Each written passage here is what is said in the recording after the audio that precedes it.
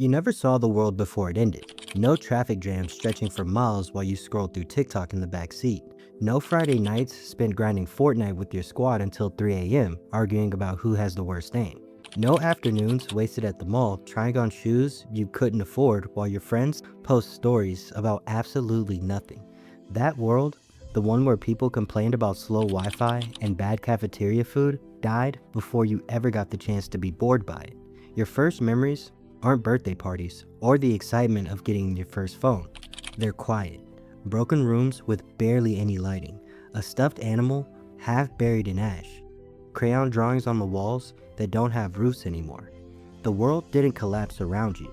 You were just born into what was left, and this pile of ruins is all you've ever known. The adults talk about cities sometimes, California, New York, Tokyo, but they say those names like ghost stories. They describe stadiums packed with screaming fans watching the Super Bowl, streets filled with food trucks at 2 a.m., beaches where teenagers worried about nothing more serious than sunburns, a world where sports actually mattered and people argued about draft picks like it was life or death, except it wasn't. Nothing was actually life or death back then, and maybe that was the problem. Now, these cities are monuments and relics, with highway overpasses hanging like broken ribs, and houses disappearing under ivy and black mold. Late at night, the older ones whisper theories about what happened: a virus, divine punishment, or maybe just humanity eating itself alive like everyone knew it would. You stop caring which version is true because the why doesn't change the what.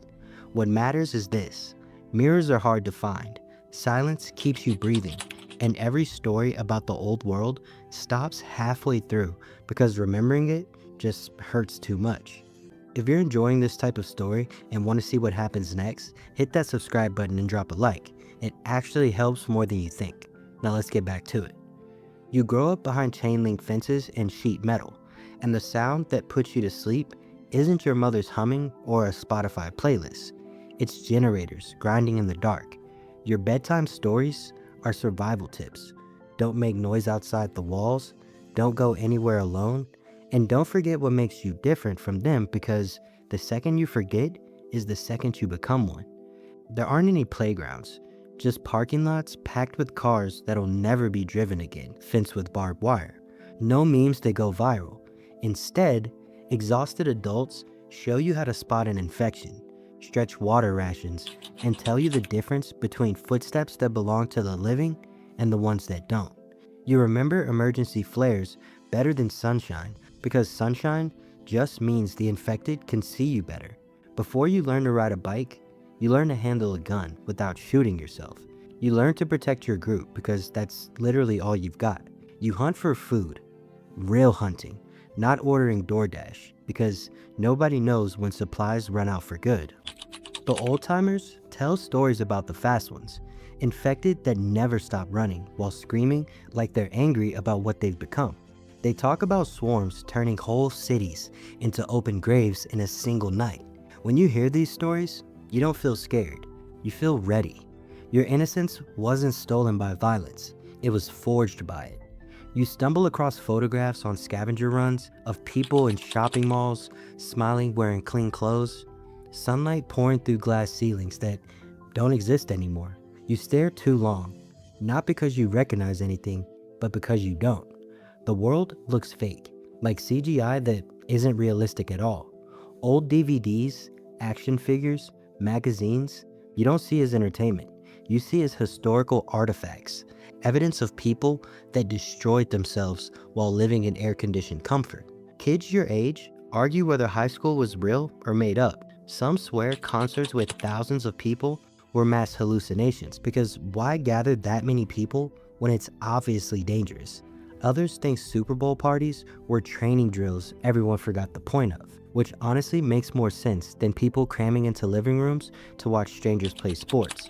Your world doesn't have Christmas or Halloween. It has head counts every morning to see who made it through the night, perimeter checks to make sure the fence is held, and infection reports tracking who's showing symptoms. Still, late at night, you wonder, if they had everything, electricity, music, safety, so much food they threw half away, How did they lose? And why are you the one picking through the ruins? The walls come down during a storm, rain hammering so hard you can barely hear the alarms until they're screaming in your face. The sirens aren't a warning, they're a funeral announcement, telling everyone the safe world you've known is about to end. Metal screams as the fences tear, concrete splits, and everything you've been told to fear comes flooding through the breach like water through a broken dam. You leave the survival grounds for the first time without a fence between you and the world, and the air outside smells completely wrong. Burnt plastic, wet leaves, something rotting you just can't name. The infected don't charge right away. They drift, slow, almost fragile looking. For a second, you almost pity them. Then one raises its head and looks directly at you, and that sympathy evaporates almost instantly. You end up with a group of survivors, ex-military types, drifters, people who learn too late that loyalty dies when food runs out. They move like they've done this thousands of times because they have. Hand signals, eyes on rooftops, someone checking cars while someone else watches the rear. You try to copy them, but your movements are stiff and obvious. A woman with a scar across her jaw catches you staring and shakes her head. Don't think, she says, with a flat voice. Thinking gets you killed out here. Someone hands you a weapon without any gun training. Just a single rule: kill them quick or become one. The weight feels foreign and familiar at the same time, like holding something you were always supposed to carry but hoped you never had to use. Your first time isn't really dramatic. It's quiet and awful. The infected are young, way younger than they should be, and their eyes still look human, even though their body doesn't move like anything human. You stand frozen for what feels like hours, but it's probably seconds. The group moves past you. They've all seen this moment before. They know how it ends. Either you do it or they will. And if they have to do it, you're not coming with them. Your hands move before your brain catches up. Muscle memory from drills taken over when thought fails. The sound it makes isn't a scream. It's something worse, like they're trying to remember who they used to be. When it's over, nobody pats you on the back. They just keep it moving.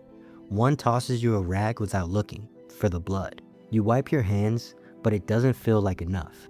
That night, when the group camps in an abandoned warehouse, you sit apart, unable to eat or sleep, just replaying the moment before when there was still a choice. The scarred woman sits down next to you and asks, "Is it your first one?" You nod.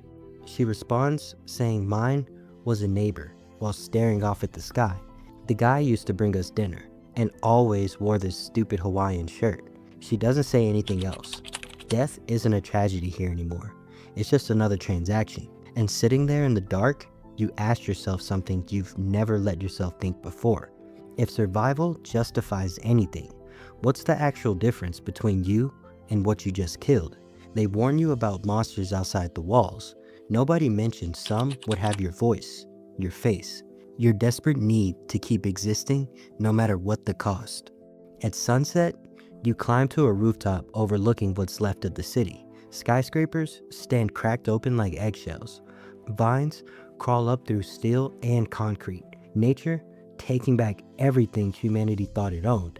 It's beautiful in a way nobody would have noticed before the ending, when beauty meant Instagram filters rather than genuine decay transforming into something new. You pull out that photograph, the mall, the smiling people, the world that thought it was permanent, and you realize something. You don't mourn that world, you envy it. Not because it was better, but because it existed without knowing how breakable everything was. They got to waste things you never will. Time scrolling through feeds, food thrown away half eaten, and chances to connect with people because there'd always be a tomorrow. They got to be genuinely bored, complaining about after-school practice and that school dance they always had to attend, like those were real problems. You've never known boredom, only waiting, listening for footsteps, counting bullets, and watching the person next to you for signs that they might not wake up. Your normal is sharpening knives before bed, patching holes in fences, and going over the rations for the next day. You've never had a birthday party, taken a selfie, or worried about college, because growing up isn't a choice here, it's an achievement. To miss the old world, you'd have to imagine it first, and you can't. So you leave the photograph behind, sealing it in a mason jar and setting it by the roadside. There are others already, dozens of jars, maybe hundreds, small shrines left by kids born after the end, kids exactly like you. You wonder if anyone will ever find these jars decades or centuries from now, if they'll understand that every jar is an empty promise for a childhood that never existed. You're not rebuilding the world they lost. You're surviving the only one you've ever known. And maybe that's enough. Something clicks in the distance, a motion sensor. Then a howl echoes through empty streets. The group is already moving, falling into formation like this is just another day. The past stays buried in mason jars and faded photographs. The future keeps moving whether you're ready or not.